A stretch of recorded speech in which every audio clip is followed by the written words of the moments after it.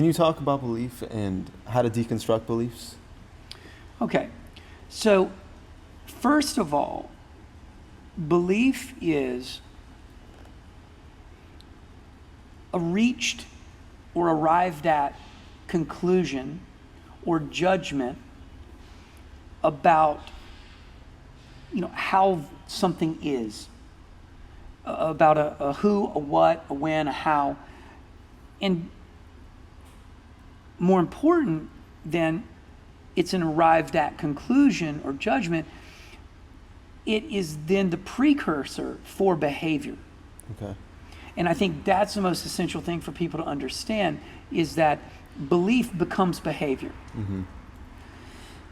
So what makes belief so powerful for human consciousness is that beliefs drive us to become, Yeah. right? Yeah. They drive us to take action. And many people have done many important things, through belief. We've done many violent things through belief. Mm-hmm. We've done many things that have advanced humans technologically, socially, scientifically, artistically, philosophically, through belief. Mm-hmm. So belief has been something that we've used as a tool since we've become conscious that we are conscious. Right. Now, what exactly is a belief? If you were to use critical thought to sort of put it under the microscope and say, okay, what is belief exactly?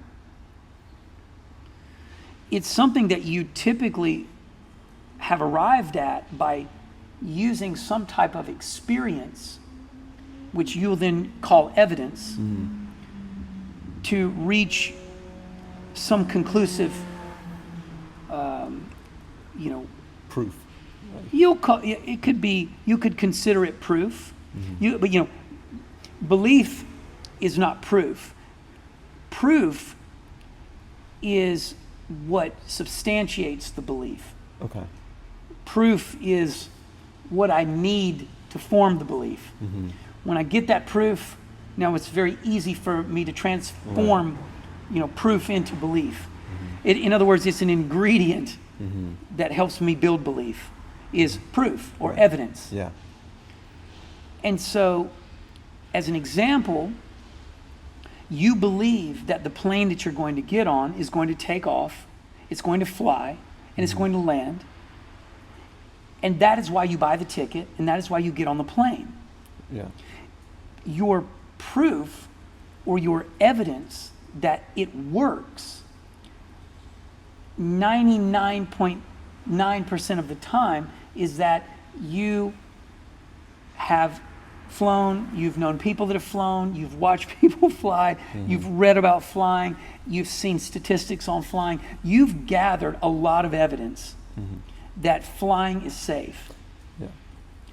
And because you've gathered enough evidence and there's enough proof that flying is relatively safe, and even statistically, you have enough, you have about the same amount of dying on a plane as, in a plane crash as you do being struck by lightning, that kind of thing. We typically love to see these kinds of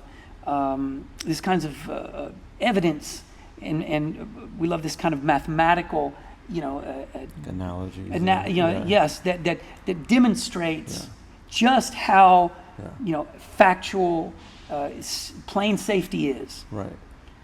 So you've built your belief off of evidence, and that's 99.9% of everything in your life is built off of this evidence, because there's nothing you would really do if evidence was if the conclusion of the evidence was it would kill you to do it, unless you were trying to die. Yeah. Or you were interested in risking your life.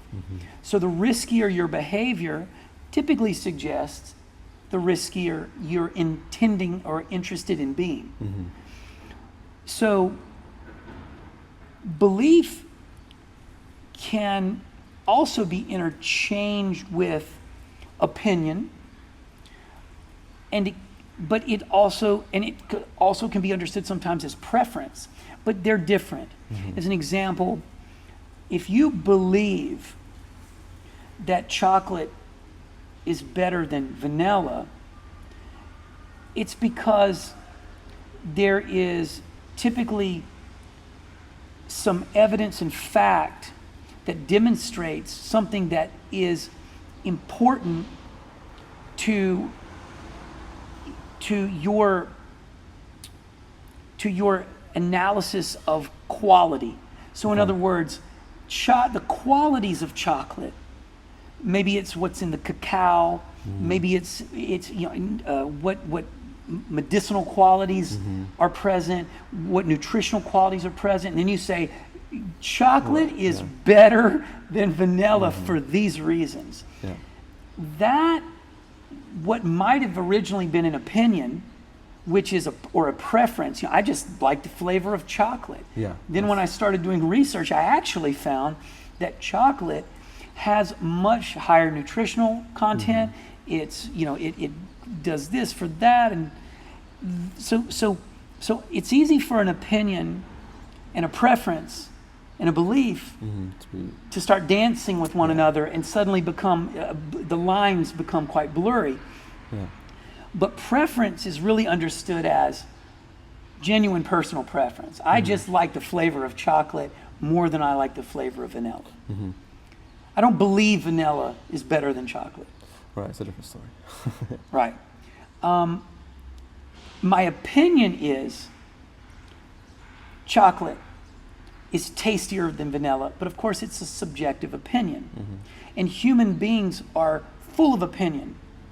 And what's happened recently in the recent history of man in terms of communication is that we've exchanged opinion for fact. Okay. So when you turn on the news, what you quite often see is opinion. You see opinion panels for people with different opinions. Facts are not debatable in that way. You don't see four people arguing whether or not gravity exists. Right, yeah, of course. Yeah. You can have four people arguing whether or not a plane is safe, because one person might say that, even if one person dies on a plane, my opinion is that's too risky. Another person might say, yes, there's a certain level of risk, but it's incredibly rare for anyone to die on a plane. So these are opinions, but they also then become beliefs, because the person who believes or holds the opinion that it is very dangerous to fly, even though very few people die flying, then begins to believe that. Yeah. They form an opinion, and usually it's driven by emotion. Right. Because statistically, there is no evidence to demonstrate that there is a likelihood of them actually ever perishing on a plane. It's so unlikely, in fact, that millions of people fly every day. So we oftentimes are confused by our opinions with what is true, with what is a belief, with what is a preference. But we need to understand that if we're going to hunt down, because we were talking about belief hunting. Belief hunting, yeah. If we're going to hunt down a belief and put it under our microscope and of critical thought, then we're going to have to be in the witness state which is observing our behavior, because your behavior is how you identify your beliefs. You typically behave again the way you believe. So if you want to find or hunt down and discover what you believe, you would start by observing how you behave. Right. Yeah. Because if I am walking down the street and I see a black man walking down the street on the same side of the sidewalk, and I cut to the right to the other sidewalk, that's a behavior. That behavior is based on a belief. Yeah. And if I want to see why I crossed that street, I need to have a moment with myself of critical analysis Yeah. to see why I made that decision. If I see a black man with a hood on his head and I cross the street, and or I see a white guy with a hood on his head and I cross the street, then I can basically I can simply remove the possibility that that was based on race in place of it being based on safety. Right. I cross the street anytime I see a person wearing a hood and a mask. Yeah. You know, it doesn't look safe to me. So am I being prejudiced? Yes. Am I being judgmental or biased? Yes. Because I believe that it is riskier to be in proximity to someone on the street who is disguising themselves or making it difficult for you to see who they are, regardless of their skin color. So that's how you start to dig in and discover, is this a bias? Is this a blind spot? Is this a hidden bias that I have? Or is this and if it is a bias, what is the bias? Because if I make a snap judgment and say, oh my gosh, I crossed the street because that was a black guy, instead of saying, I actually crossed the street because someone's wearing a hood and a mask, and I don't know who that is. Yeah. And I would have done it if they were black, white, Asian, if it was a girl. It wasn't gender specific, it wasn't ethnicity specific. And also then other factors. What kind of neighborhood am I in? All of these things play in. But that's still weighing out both sides, like still critically. Critical analysis, critical thought. Yeah. That's how I deconstruct belief. And that's how I also hunt down beliefs, is by witnessing and observing my behavior. Yeah. And that's how I get to what is a belief.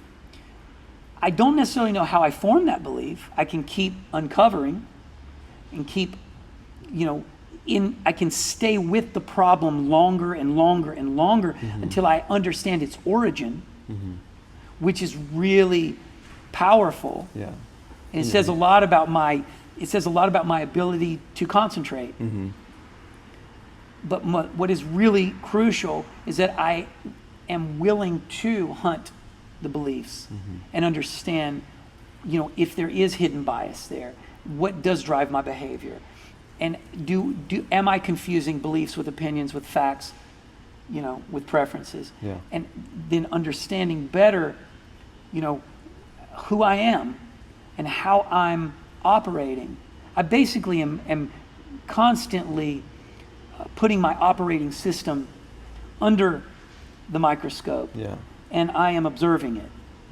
And that is ultimately what belief is.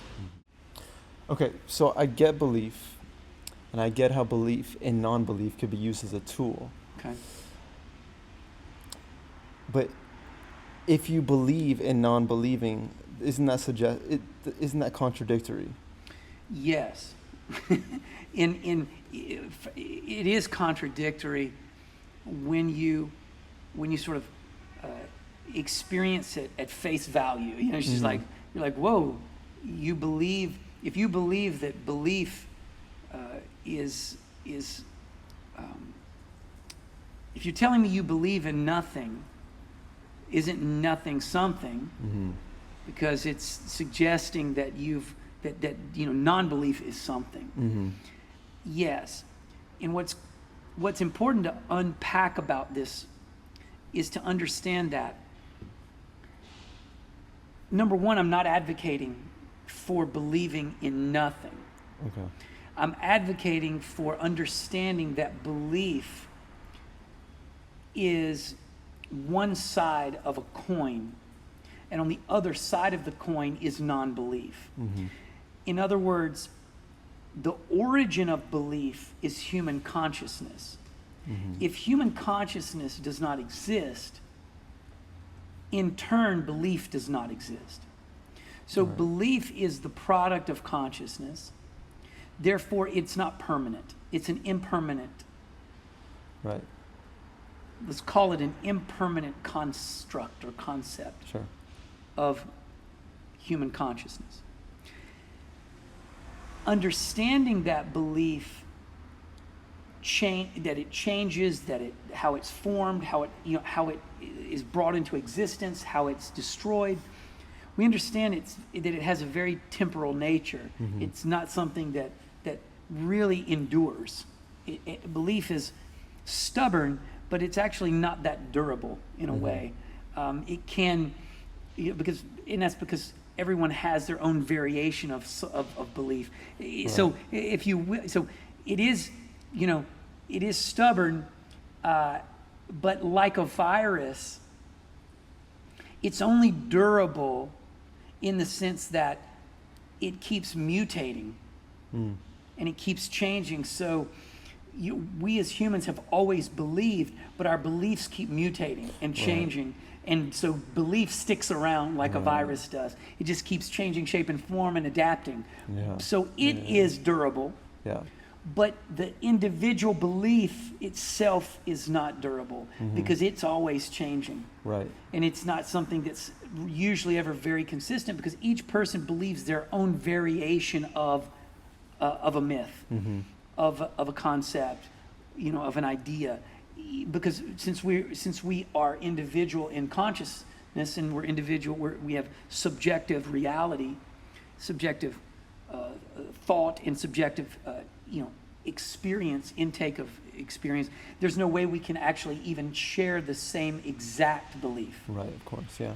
because it's being filtered through our individual experience. Mm-hmm. So with that said,